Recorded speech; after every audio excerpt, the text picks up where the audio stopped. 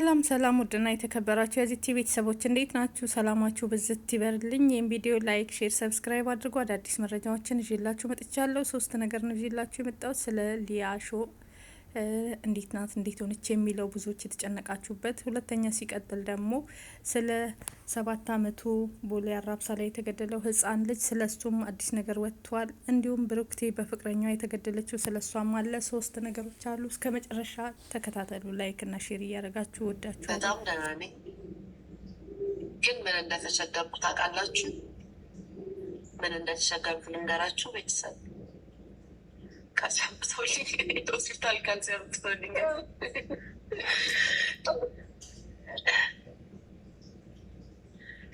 መሳደብ ሽንቅጥ እናልሳደባለው ከነኩኝ እንደ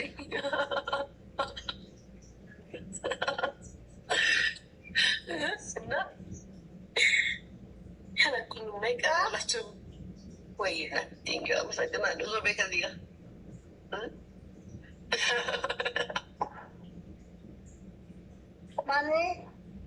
በመጀመሪያ ስለ ሊያ እንኳን ደስ አላችሁ። እግዚአብሔር አሁንም ጨርሶ ይማርሽ። ማንም ሰው የሰውን ክፉ አትመኙ። ምንም ክፋት ቢኖራችሁና ማንም ሰው የማንንም አጽም ሄዶ አይበላም ማለት ነው። እና እግዚአብሔር ይመስገን። ብዙዎች እንግዲህ ተጨንቃችኋል፣ ተጠባችኋል። የእውነት እኔ ራሱ አሳዝናኛለች ነበረ ሊያ ማለት ነው። እና ለአንድ ለፍሬ ልጇ ሲል እግዚአብሔር አምላክ እንኳን ማራት፣ እንኳን ዳነች።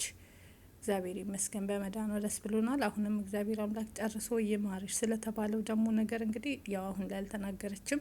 በኋላ ላይ ስትናገር እንግዲህ ሁሉን ነገር ይዘንላችሁ እንመጣለን ማለት ነው። እና በጣም በሚያሳዝን ሁኔታ ነው። እግዚአብሔር አምላክ እንኳን አተረፈሽ፣ እንኳን ለቤትሽ አበቃሽ እህቴ ማለት ነው። ስለዚህ ህጻን ልጅ ደግሞ እንግዲህ ቦሌ አራብሳ ላይ ደግሞ ስለተፈጠረው እንግዲህ ሁላችንም ያየኑና ሁላችንም ያሳመመ ነገር ነው። ይህን የ10 አመት ልጅ ህይወት ያጠፋው ይሄ ወንድማችን እንበለው አውሬው፣ የሰው አውሬው በሞት ቅጣት ተፈርዶበታል ማለት ነው። እሰይን ያልኩት እኔ ማለት ነው። እውነት ያድርገው። ለነገሩ በሞት ተቀጡ፣ ሞት ተፈረደባቸው ይባላል እንጂ ሲገደሉም አላየንም ማለት ነው። እና እንግዲህ ጉርሻ ፔጅም ይሄን ነገር ለቆታል ማለት ነው። ትክክለኛ መረጃ ነው ይሄ። ትክክል ከሆነ እውነት ከሆነ አሁን ገና ኢትዮጵያ ትክክለኛ ፍርድ ሰጥታለች ብዬ ነው ማስበው። እስከ ዛሬ ድረስ እንዲህ አይነት ነገር ስለሌለ ነው፣ የገደለ ይገደል የሚለው ህግ ስለሌለ ብቻ ነው እኛ ሀገር ላይ ማለት ነው በተደጋጋሚ እየበዛ ያለው። እና በዚህ ልጅ ጉዳይ በጣም ደስ ብሎኛል። እውነት ከሆነ እውነት ያድርገው ፈጣሪ ማለት ነው። ግን ማለትም እንደዚህ ካልሆነ መቆም የለበትም፣ አይቆምም። እኛ ጋር በቃ ሞት የሚቆመው ህጻናት፣ የሴቶች ጥቃት፣ የህጻናትና የሴቶች ጥቃት የሚቆመው እኛ ጋር እንዲህ አይነት ፍርድ ሲሰጥ ነው፣ እንዲህ አይነት ቅጣት ሲቀጣ ነው የሰው ልጅ ማለት ነው። እና ይህ ቅጣት ትክክል ደስ ብሎኛል። በእኔ በራሴ በኩል እሰይ እልል ብያለሁ። እውነት ያርገው ፈጣሪ። የምሬ ነው ምለው። የዚህ ልጅ እናት፣ የዚህ ልጅ ቤተሰቦች በጣም በሚያሳዝን በጭካኔ የተሞላ አንድ ፍሬ ህጻን ልጅን እንደዚህ ያደረጉ ይሄ ያንሰዋል ነው ምለው። ደግ አደረጉ። እሰይ እንኳን ተፈረደበት። በጣም ነው የሚያሳዝን ማለት ነው።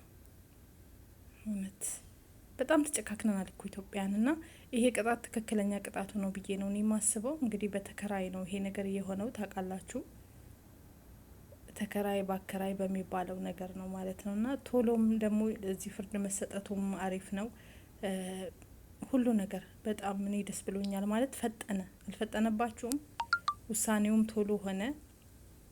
ብዙ ያልተወሰነ ብዙ ህጻናት አሉ ምንም ፍትህ ያላገኙ አሉ። እና ለሌሎችም ፍትህ እንዲገኝ ውሳኔ እንዲገኝ ልክ እንደዚህ ልጅና ይሄ ፍርድ ትክክለኛ ፍርድ ነው። ምንም አለማወላወል የተሰጠ ፍርድ ነው። እናመሰግናለን።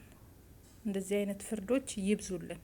በህይወትና በህጻናት ዙሪያ ያሉ ነገር ይሄ ትክክለኛ ፍርድ ነው ነው ምለው። የእናንተን ሀሳብ አስተያየት እስኪ ስጡ። ይሄ ነገር ትክክል አይደለም ካላችሁ ማለት ነው። ሁለተኛ ደግሞ ቅር ያለኝ የማን ነው? የብሩክቴ በ20 አመት እንዴት ይቀጣል? ፍቅረኛዋ ህይወቷን አጥፍቶ እንደዚህ አድርጎ የብሩክቴ እንዴት በ20 አመት ቅጣት ይቀጣል? የብሩክቴ እንግዲህ የሁለቱም ነው። ስለዚህ የብሩክቴም እንደዚህኛው ልጅ ፍርድ መሰጠት አለበት። ለምንድን ነው? ያም ህይወት ነው፣ ይሄም ህይወት ነው። ሁለቱም ነፍሰ በላዎች ናቸው። ይሄም አስተማሪ ነው በህጻን ልጅ ላይ እንደዚህ የፈጸሙ፣ ያኛውም ደግሞ ፍቅረኛ ተብዬ ነው እንደዚህ አድርጎችን ሴት ህይወቷን ያበላሻል። አንድ ምስኪን እናቷ እንዳትተርፍ ማለት ነው። እና ስለዚህ የብሩክቲንም ፍትህ ማለት አለብን። ትክክለኛ ፍትህ አልተሰጠም በብሩክቲ በኩል እላለሁ። እስኪ ለማስታወስ ላስገባላችሁ። ይሄን ደግሞ ስናይ ማለት ነው በጣም ያሳዝናል። እንግዲህ ይሄ ነው ፍቅረኛዋ ማለት ነው። ይችን ልጅ መቼም ተስታውሷታላችሁ፣ አትረሷትም ብዬ አስባለሁ። አንድ 6 ወር ሊሆን ይችላል፣ አመት እንኳን አይሞላውም ማለት ነው። እና በጣም በሚያሳዝን ሁኔታ እንግዲህ እችም እንደዚህ ህይወቷን አጥፍቶ ነው እንትን ያላት። መጨረሻ ላይ ፍቅረኛ ተብዬው ነው እሱ ደግሞ የ20 አመት እስራት። 20 አመት እኮ ነገ ነው እና በጣም ያንሳል። እንዴት ይሄኛው በ20 አመት የህፃን ህይወት እንትን ያለው ደግሞ የሞት ቅጣት። ስለዚህ ሁለቱም አንድ አይነት ቅጣት መሰጠት አለባቸው። ህይወት ህይወት ነው። ለዛም ነው ብዙ ጊዜ ሴቶች እንዝላል እየሆነ እንደዚህ ፍርዱ ህይወት እየጠፋ ያለው ማለት ነው። ስለዚህ ይሄን ነገር ለማስቆም ትክክለኛ ፍትህና ትክክለኛ ፍርድ መገኘት ስላለበት የዚህ የብሩክቲ ህይወት ያጠፋው ልጅ ያንሰዋል ነው በእኔ ላይ አባባሌ። ያንሰዋል። እጅ ምስኪን እናት አስተምራ አስመርቃ ገና ስራ ከገባች 1 ወር ውስጥ ገና በ1 ወር ባልሞላ ውስጥ ነው እንግዲህ ገና ስራ እንኳን ከጀመረች ተመርቃ 1 ወር ነው። ለእናቷ እንኳን የ1 ወር ደሞዟን እንኳን ገና ሳታበላ እናቷ ጋር ሳትመረቅ እንደዚህ ደክማ፣ ያውም እናቷ ደግሞ በጣም በሽተኛ ናቸው። ብዙ አይነት በሽታ አለባቸው ሲናገሩ ሰምተናል ሚዲያ ላይ ወጥተው ማለት ነው። እና አሁን የስ በጣም ያንሳል። በጣም ነው የሚያንሰው። ታዲያ 20 አመት ማ ከሆነ ነገ አንዱን እንደዚህ እያደረገ አንዱን እያደረገ 10 አመት 20 አመት የተለመደ ነው። 15 አመት 12 አመት ነው ፍርዱ። እናውቃለን፣ አይተናልም፣ ሰምተናልም። ስለዚህ ይሄም አሁን ያንሳል እንበል። ሁላችንም ፍትህ መጠየቅ አለብን። ያንሳል። ፍትህ ያላገኙ ብዙዎች ደግሞ ማን እንኳን ህይወታቸው እንዳጠፋ ያልታወቀ እንደ ቀነኒ አይነቶቹ እየታወቀ የተደበበሰ ብዙ አለ። እንደ ትዝታ አለ።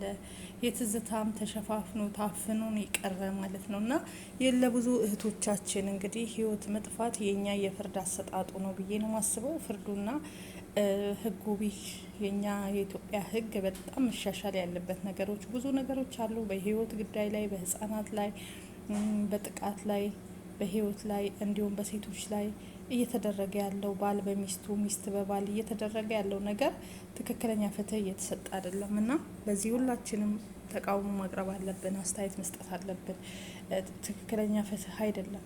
እችን ልጅ እኮ እንዴት አድርጎ ህይወቷን እንዴት እንደሆነ ያሳጣት ሁላችንም ሰምተናል፣ አይተናል። በአሰቃቂ ሁኔታ ነው። ታዲያ 20 አመት የመንግስት እንጀራ እየበላ ተቀልቦ ደልቦ ይወጣልሃል። ከዛ ነገም ደግሞ አንዷን እንደዚሁ ይቀጥላል። ከዛም ደግሞ አማክሮ ምናምን የሚባል ነገር አለ፣ ከሱም ይቀንሳል። ለማንኛውም ሁላችንም ፍትህ እንበል ማለት ነው።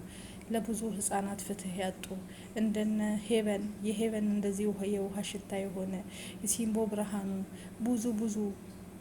ብዙ በየክልሉ ከኦሮሚያ ክልል፣ ከአማራ ክልል፣ ከተለያዩ ክልሎች እንዲሁም የ2 አመቷ ህጻን ሁላችንም ሉዓላዊትን እናውቃለን አይደለ? ሁላችንም ያቺ የ2 አመት ህጻን ጎንደር ላይ ባህር ዳር ላይ የተደረገውን ነገር አይታችኋል ማለት ነው። በአስክሬኗ እንደዚህ እቤት ተሰጠምን ብለው አፋቸውን አዘግተው ቁጭ አደረጓቸው። እና ይሄ ነገሮች ሁሉ መሻሻል አለበት። ትክክለኛ ቅጣት መገኘት አለበት ኢትዮጵያ ውስጥ። አለዛ ግን ከእለት እለት እየቀጠለ ነው የሚሄደው ማለት ነው። በጣም በሚያሳዝን ሁኔታ ና ይህን ነገር አንድ ልንለው ሁላችንም በአንድነት ልንቆም ፍትህ ልናሰጥ ይገባል ማለት ነው። በዚህ በህፃኑ ጉዳይ የሞት ፍርድ በተፈረደበት ልጅ በጣም ደስ ብሎኛል። አሪፍ ነው። በሱ ይቀጥል ይሄ ፍርድ። እና ስለ ሰሞኑን እንግዲህ ሽልማት ስለ ሚስተር አብነት ደግሞ ማለት ነው እንግዲህ ሚስተር አብነት እንኳን ደስ አለህ ወንድማችን፣ ይገባሃል። እንደውም ያንሰዋል ነው ምለው እንደኔ ማለት ነው። ካደረገው በጎ አድርጎት ካደረገው በጎ ስራዎች በሙሉ ሚስተር አብነት ይህ ሽልማት ለሱ ይገባዋል። ትክክለኛ ሽልማቱ ነው ብዬ ነው ማስበው። እናንተ ስለ ሽልማቱ ምን ትላላችሁ? ሁሉንም ጠቅላላ አድርጋችሁ ሀሳብ አስተያየት እንድሰጡኝ እፈልጋለሁ። እኔ በራሴ በኩል ሚስተር አብነት በደንብ ይገባዋል። የድሆች አባት፣ የምስኪኖች አባት፣ የእውነት ሰው ነው። ዘር፣ ብሄር፣ ሃይማኖት አይለይም። በመንገድ እየሄደ የወደቁትን እናቶች አባቶችን ባሲያብስ የሚያደርጋቸው ትትናው ምኑ በጣም ሁላችን የሚያስደስተ ነው እና መሆንም አለበት። እንግዲህ በዚህ መኪና ሽልማት ብዙዎቹ ሲባሉበት ነበረ።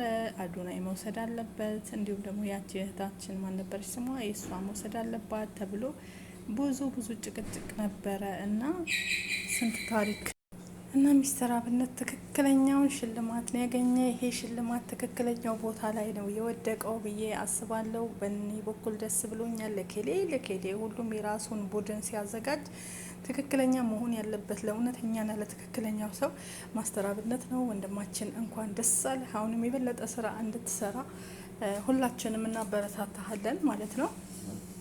ማስተር አብነት ከልብ ከልብ ከልብ የምንወደውና የምናመሰግነው የእውነት ኢትዮጵያዊ ትክክለኛ ኢትዮጵያዊ ሽታ ያለው ወንድማችን ነው እና እኔ ደስ ብሎኛል እሱ በመሆኑ ማለት ነው። እና እንግዲህ ብዙዎች ሲባሉ ነበረ የኬሌ ትላንትና መጥተው ለታወቁት ሁሉ ለእነሱ ማስበለጥ የለብንም። ምክንያቱም ትክክለኛ ሰውና እውነተኛ ሰው ትክክል ስራ የሰራ ሲደክም የነበረ የድሃ እንባ ሲያብስ ብዙ ነገር ሲያደርግ የነበረው ሚስተር አብነት ነው። ስለዚህ ለሱ ነው የሚገባ።